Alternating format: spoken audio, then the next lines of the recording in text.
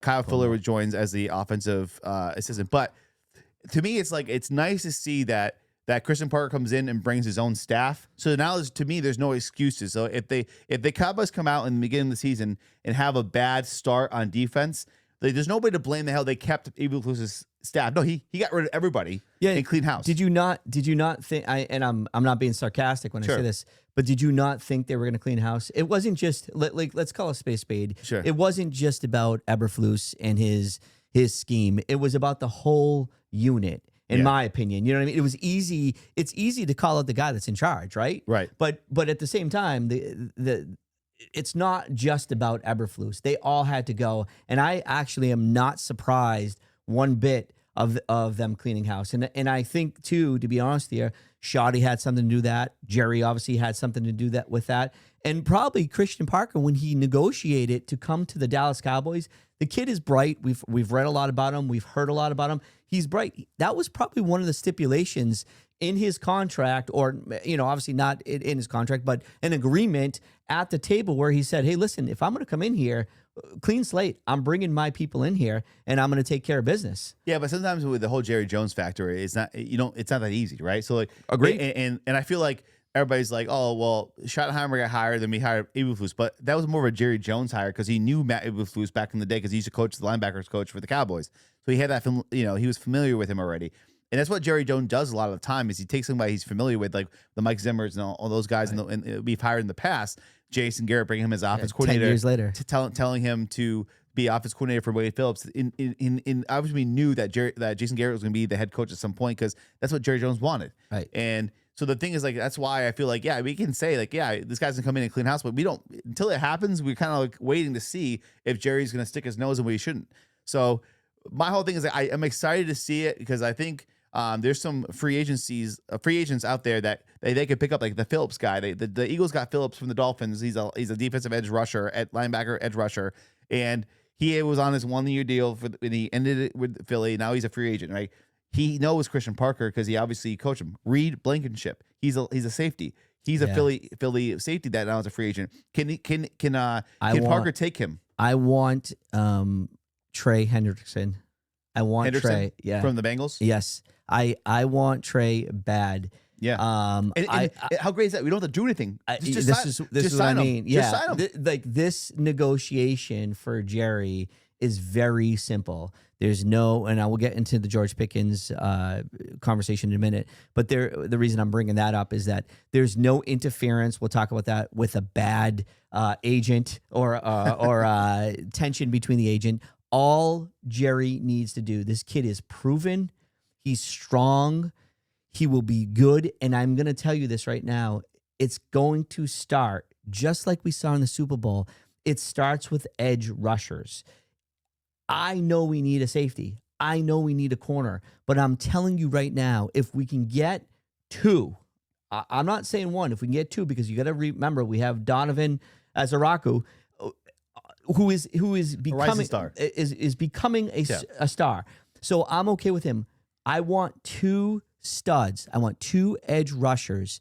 And I will tell you, it will take the pressure off the corners and the safety when we go out to get them. You can get away with an average corner or a safety when you have people putting pressure, 2 or 3 guys, edge rushers that are bona fide, proven players, putting pressure on the quarterback. The plays, Drake May, it didn't matter how good Drake May is, the play couldn't develop because the rush was got to him. Yeah. The play can't develop, and you can't get to the second and third reads. We need Trey, we need a Crosby, we need somebody. So I'm with you on it. I think the costly one would be Crosby. If we were to trade for Max Crosby, we're giving up a number 1 pick and a lot with it, right? Like maybe 2 number 1 picks. Right, who knows? Right. Which again, the only thing with Trey Hendrickson is that he is older. He's in his early 30s. So he's how much longer does he have in the tank? How much more does he left in the tank?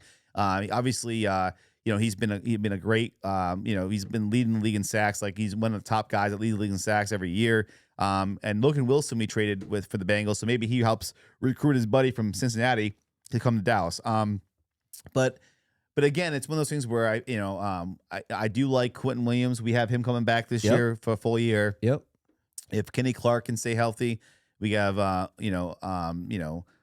is it USA? So I don't know. Well, the other thing, Clowney needs to come back, and I know, and it's funny. Yeah. It's funny when you forget about Clowney. Clowney is not, obviously he's on the other side of his career, age wise, whatever. But he is. You mix him up with two studs or the third stud in Azaraku, and he becomes better. You can't forget about him, and those are the pieces that are going to make us a Super Bowl defense or a above average defense, because you know why? You can't rely on Clowney to be the number one. And that's kind of what we were doing for a while. Yeah. Like Clowney was the number one, which was a joke.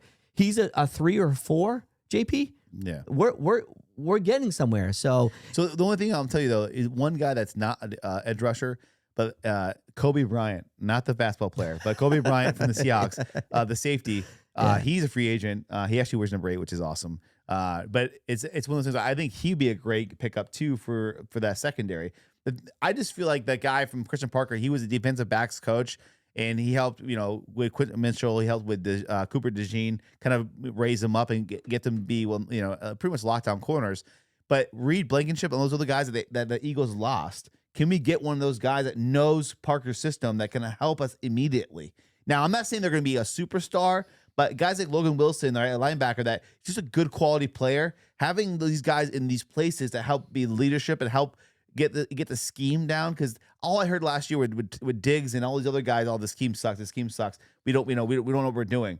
It's like this can't happen 2 years in a row. You have to be professionals and get the scheme down. And if this kid is as good as they say they are, we might have a really, really good chance of having a middle of the pack defense that, like you said in the past, that could bring us to a playoff run, a serious playoff run. Now, Nick Wright and a couple of the guys on sports media said that, and Dan Orlowski said that the Cowboys could have a dynasty on their hands, right? Because all they need to do is what we've been saying, is that get a mediocre defense, and we could make a run in the playoffs because our offense is there. Now this is where we're going to transition to. Sure. Question right now. Yeah. So the thing was with the offense, the biggest question is, and there's been a lot of news coming out of the Cowboys camp, is that the Cowboys are planning on possibly franchise tagging George Pickens to keep him on the roster.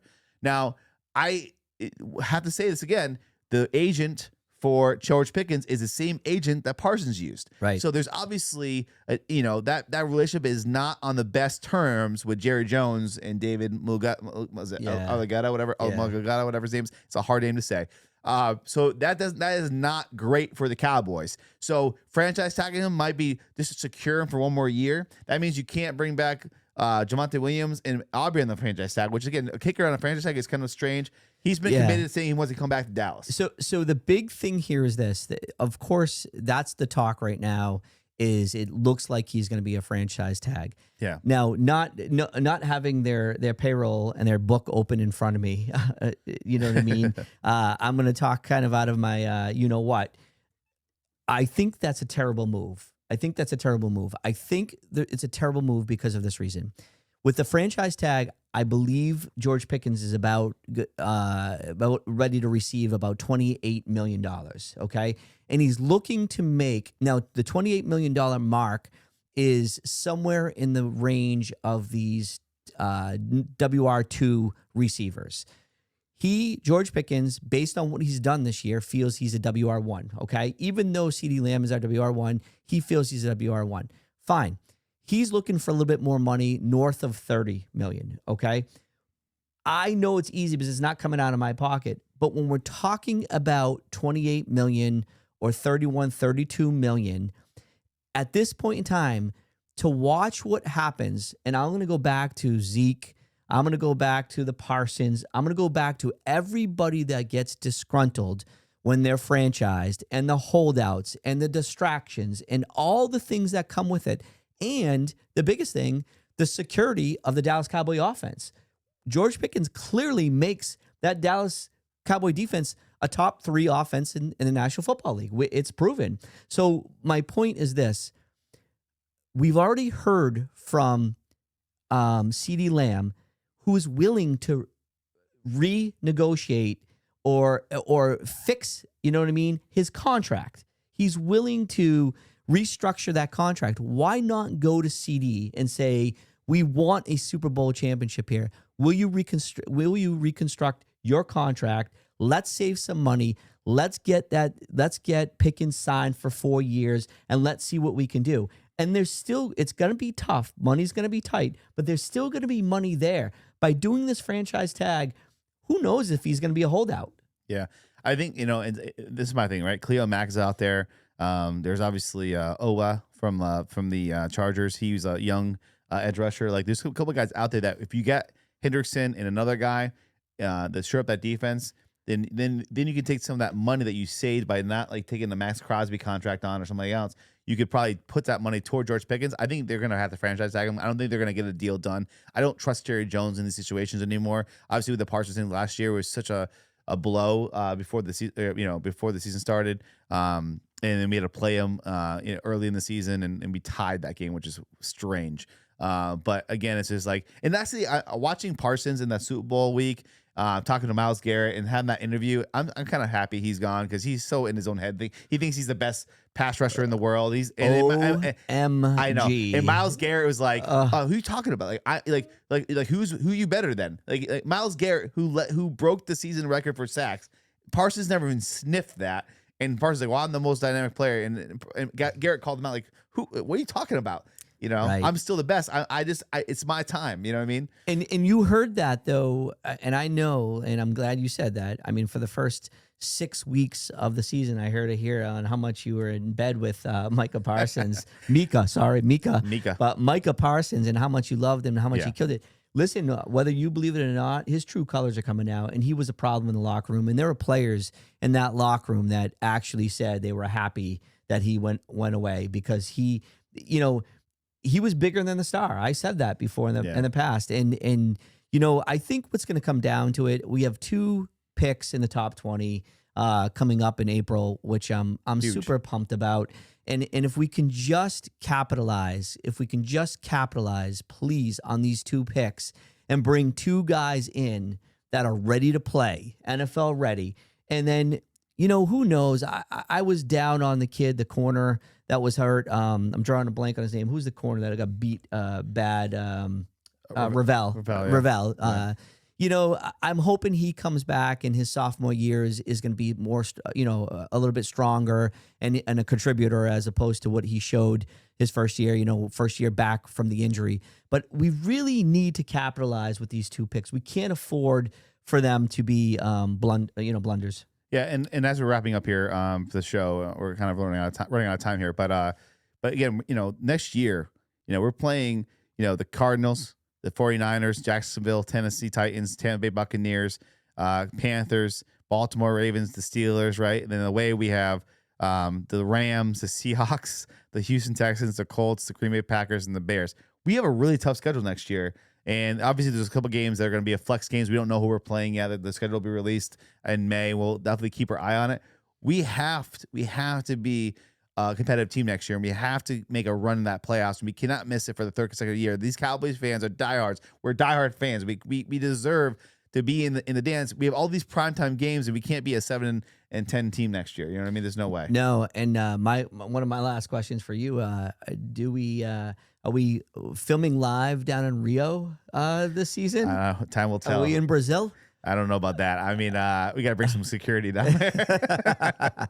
All right. But all right. Well, as we're wrapping up here, Joe, any final thoughts you have? We have about 30 seconds. No, just continue to like us, subscribe, help us out. We're going to be back now in the off season. Unless something's breaking, we're going to be back every other week. So tune into us and continue to support us. We appreciate it. Yeah, please like, follow, subscribe. We're on YouTube. Please check us out. Our videos. We do videos every single show, and also on all your platforms where you can hear a podcast. We're on all of those. So please check us out. Share it with your friends. Any Cowboy fans you know, please share our show and our content. And we love you guys. We'll be back.